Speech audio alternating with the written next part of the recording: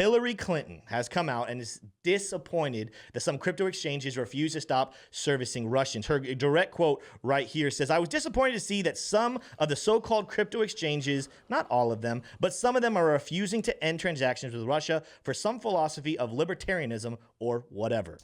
So we're not going to get into the deep politics of the Clintons and of libertarianism. I want everyone, whatever you believe politically, that's all up to you. This is the point. It's not just Hillary. We actually see a lot of politicians and a lot of people speaking their mind, wishing that exchanges would actually close the doors to some of these Russian people, even the innocent civilians who have done nothing. And the question is, if we were to listen to these voices, and some exchanges have, but if all exchanges were to listen to the cries to continue to put sanctions on Russia, including the crypto exchanges, what would that mean for the future of crypto? Here's the thing, guys. Crypto was built for a reason. Bitcoin was not built for a price action. It was not built for profit. It was built for people. It was built on principles, and it was built to fulfill a purpose. That's why Bitcoin was created. It was not built so that we could all become millionaires. That's why we don't talk about financial freedom anymore. For a long time, we said, hey, our vision is to help you achieve financial freedom. And then I stepped back one day and I looked and I'm like, you know what? Financial freedom has become a very bastardized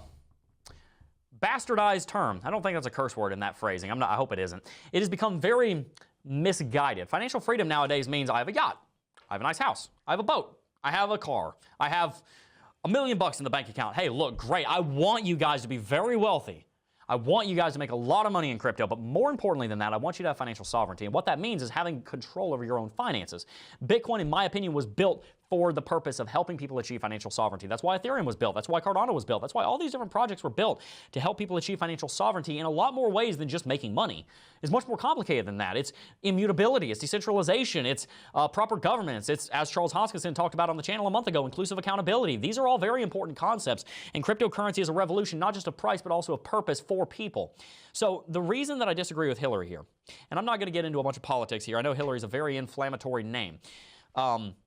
The reason that I disagree with Hillary here is because Bitcoin was not designed to be something that you use to control what people think or what people do. It was designed to be a neutral entity that allows people to not have the shackles of another person telling them what to do with their finances. That's what it was. It was not designed to pick sides. It was in fact designed so that you cannot pick sides, and it was in fact designed so that there is absolutely no possible way to force a side to be chosen. Now here's the deal. There's nothing wrong with an individual having an opinion. I have an opinion. I think Putin is an expansionist. I think he's a liar, and I think he's, the reason that this happened. I'll make that clear. That's what I think. Bitcoin does not have that opinion. Bitcoin is going to make itself just as available to Vladimir Putin himself as it would to me, as it would to you, or Tim, or Smay, or Harry here on the channel. Because Bitcoin does not have the ability to have an opinion if it stands for decentralization.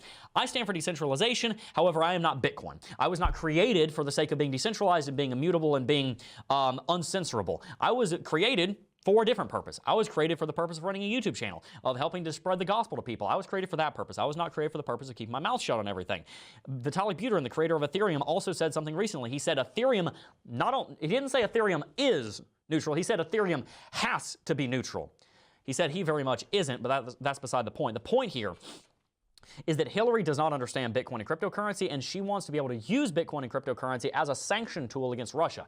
I don't have a problem with sanctions, to be honest with you. I think a lot of the sanctions that have been put against Russia are sad because they're hurting the Russian people, but at the same time, unless you want to go into a direct conflict with a nuclear power, there's not much you can do to slap somebody on the wrist for what they just did in Ukraine. I'm not necessarily against sanctions, but cryptocurrency cannot be used for that. And any exchange that tries to shut down people's ability to trade Bitcoin and cryptocurrencies within the nation of Russia has forgotten the purpose of Bitcoin and cryptocurrency. They truly have. They've forgotten that Bitcoin and cryptocurrency was designed to be immutable, and it was designed to be used by everyone, even if you don't agree with them, even if you think they're evil. And that's a hard truth. Freedom of speech is something that we all stand for until somebody says something that we don't like.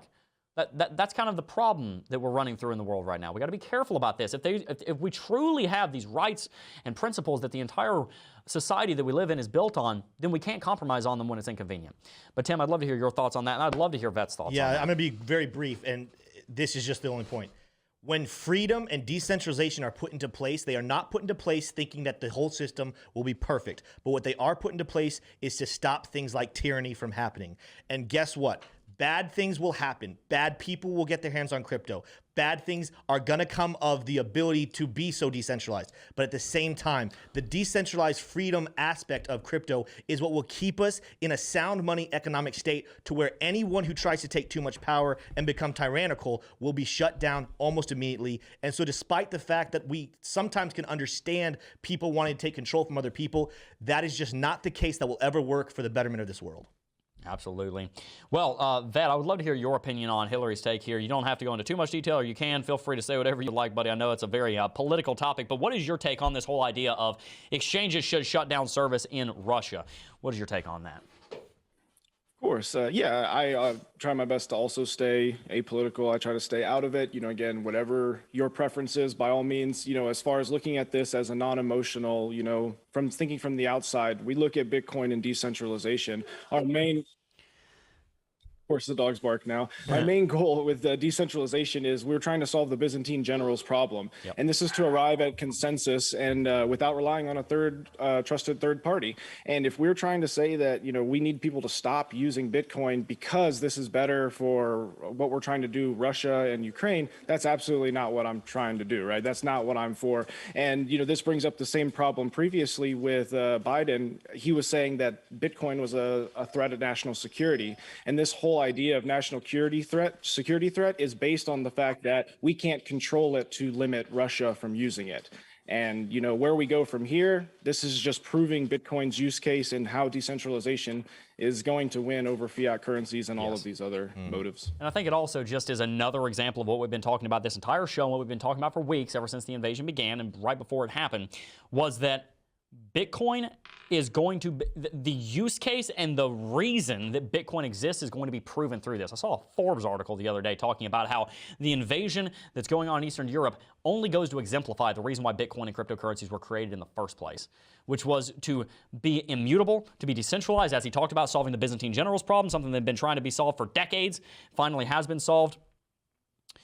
The purpose of Bitcoin was for people. The purpose of Bitcoin was to put the power back in the hands of the people, because I firmly believe, and so does Satoshi Nakamoto, and so does anybody who's ever read the white paper of Bitcoin and agrees with it, I firmly believe that the best person to have control and sovereignty over their finances is the person whose whose finances are in question in the first place. May, I'd love to hear any final thoughts you have on that before we move on to Super Chats. I love this. You know why I love this, guys? Because ultimately, I think you guys, we're being very, for good reason. We're not wanting to step on any toes here. But the thing is, we do preach something called financial sovereignty, right? That's something we talk about on the show. That's very clearly, I think that hints at exactly how we feel about it, right? Financial sovereignty doesn't, not everyone has to agree with even that. We preach it here, but the thing is, there's some people who just would prefer that the government has control of their currency. That ain't me. That ain't me. I want control over my money. And so ultimately, if we leave the door open for Bitcoin to be used and abused in that manner, because let's be clear, Bitcoin is just a tool. It is not good. It's not evil. And sometimes we actually need to be careful on the other flip end of thinking that Bitcoin is intrinsically good. Bitcoin is not intrinsically good. It doesn't have morals. Bitcoin is just a tool, right? So what we have to do, though, is if we're all here agreeing that we want to be pursuing financial sovereignty, we use the tool to do that. And if people are using the tool to not do that, then it's our, in that position to be like, hey, we don't agree with this. We think this is a misuse of the tool, right? You're using a screw to hammer in a nail. You probably shouldn't be doing that. And the thing is, at that point, you might as well just be using your CBDCs. But honestly, no one really likes the CBDCs, right? No, they don't. So maybe, just maybe, we should use the hammer like a hammer and say if it's a decentralized currency, let's leave it decentralized and not let it pick sides in conflict and leave it neutral. So that's my point. I think that it should stay neutral. I think that's how we need to be continuing to think about. And I'm saying specifically Bitcoin because, to be honest with you guys, not every single cryptocurrency is actually all about decentralization. No. Not every single one. There's going to be blockchains that are built to be centralized, run by a company, and it depends on the use case, right?